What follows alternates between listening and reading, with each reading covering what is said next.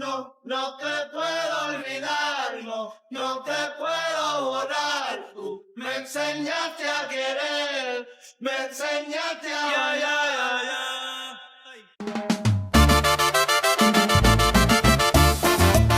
Today, Bad Bunny isn't just a music star, he's a global phenomenon. He sells out stadiums in minutes, breaks streaming records, stars in Hollywood movies, and has become one of the most influential artists on the planet. But just a few years ago, he was a supermarket beggar in Puerto Rico with a dream and a SoundCloud account. His rise wasn't supposed to happen. He sings mostly in Spanish, he ignores industry rules, and yet somehow he became one of the most biggest artists in the music history. This is the story of how Bad Bunny went from working at a grocery store to conquering the world, and how performing on the Super Bowl stage helps cement his legacy forever.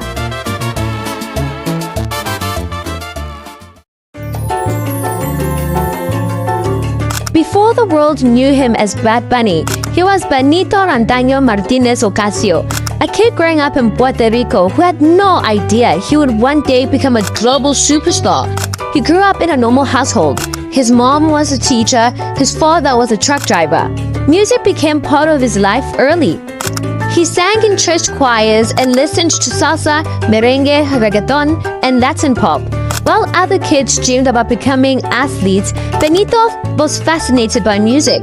But no one could have predicted just how far he would go. At school, he was often described as quiet and reserved. Yet behind the scenes, he was developing a creative personality that would later help him stand out from everyone else. After high school, Benito studied communications while working at a supermarket. During his free time, he recorded songs and uploaded them online. At first, nobody listened, but he kept posting. One of those songs eventually changed everything. A track called Diles became gaining attention online. The song caught on the eye of producers and industry insiders. Suddenly, the young supermarket worker was receiving calls from people who wanted to work with him. His unique voice immediately stood out. He didn't sound like anyone else. He wasn't trying to copy existing stars. He was creating his own lane, and people noticed.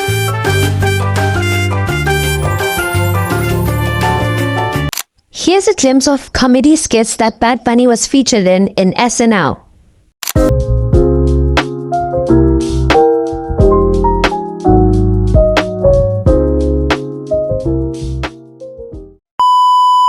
Between 2017 and 2018, Bad Bunny exploded. Hit after hit started arriving. Songs like Soy Peroy, I Like It, Mia suddenly pushed him into the international spotlight. One of the biggest moments came when he collaborated with Drake. For many artists, switching to English was considered necessary for global success. Bad Bunny did the absolute opposite. He stayed true to Spanish, and it worked. Millions of people who didn't even speak Spanish were listening anyway. The rules of the music industry were changing, and Bad Bunny was leading that change.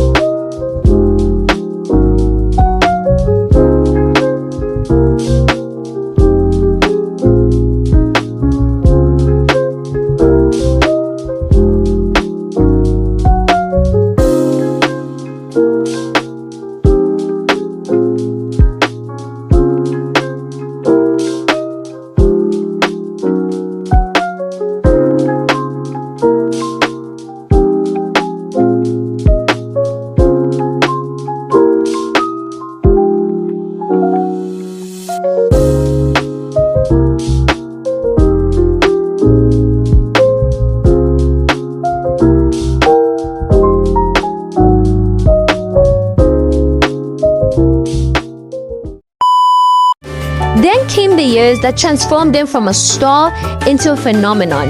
His album dominated charts. His tour sold out worldwide. Spotify named him the most streamed artist on earth multiple years in a row. That achievement was historical. For decades, the music industry believed global dominance belonged mainly to English-based artists. Bad Bunny shattered that belief. He proved that great music could cross language barriers. Fans connected with the energy, emotion, and authenticity of his music. By the early 2020s, he wasn't just representing Puerto Rico. He was representing an entire generation of Latin artists.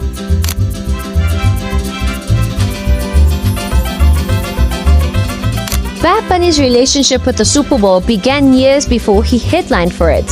In 2020, he appeared as a guest during the Super Bowl 54 halftime show alongside Jennifer Lopez and Shakira. That appearance introduced him to millions of viewers who may not have known his music.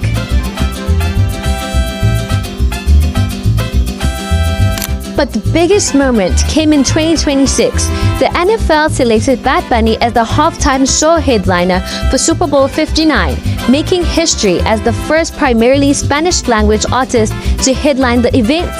This wasn't just another performance. It was a cultural moment. More than a concert, more than entertainment. It was a celebration of Puerto Rico and Latin culture on one of the biggest stages in the world.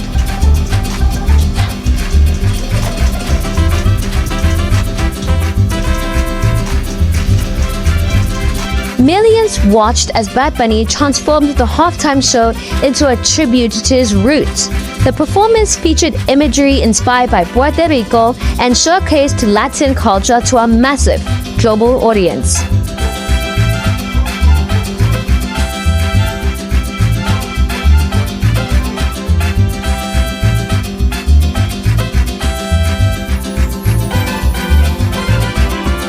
By the time Bad Bunny reached the Super Bowl stage, he was already a superstar.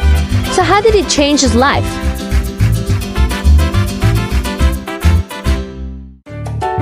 The answer is simple. It expanded his reach even further. After the performance, his streaming numbers exploded. According to music analytics data, his US streaming jumped dramatically after the halftime show, while global streaming also surged. People who had never listened to Bad Bunny before suddenly became curious. They searched for his music, they watched his videos, they learned about his story.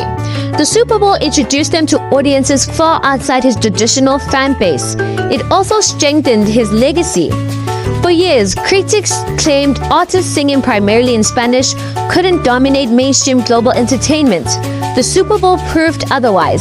Bad Bunny wasn't adapting to fit the stage adapted to him. Period. His performance showed that Latino culture belonged at the center of the biggest entertainment events in the world.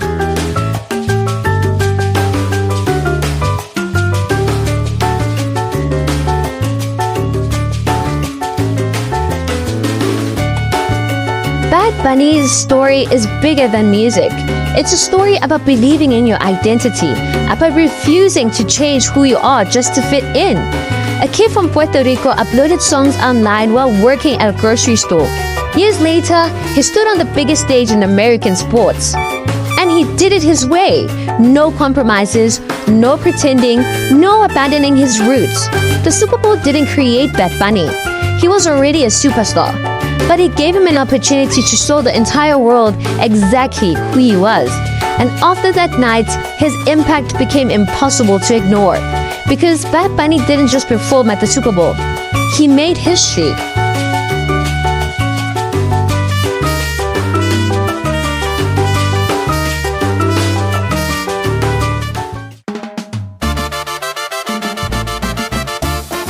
Thank you guys for watching, and don't forget to like, subscribe, comment, and share, and I'll see you next time. Bye!